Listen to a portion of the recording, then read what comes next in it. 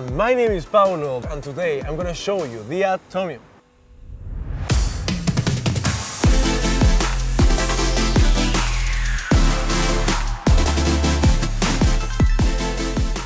The Atomium was the flagship building of the 58th Universal Exposition, one of the most important events during the 50s in Europe.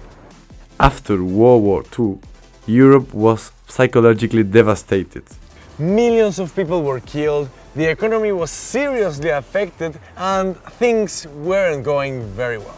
The 58th Exposition was the first massive event where countries that were enemies during the war gathered together around the message of unity and peace. The slogan was "A world for a better life for mankind," which reflected the confidence in the future. This new world of never-ending growth was based on faith in technical and scientific progress. And this is precisely what the Atomium symbolizes.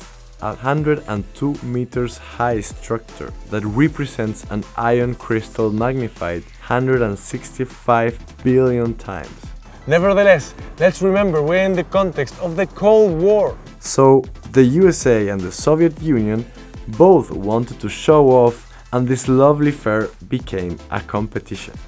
In fact, the tension between both blocs will become more and more intense after this event. Each country wanted to show the others their achievements.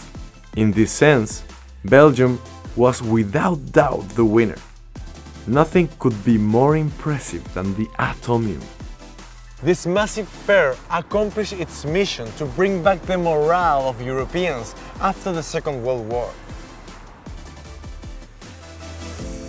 Despite some symbolic disputes, real alliances were made.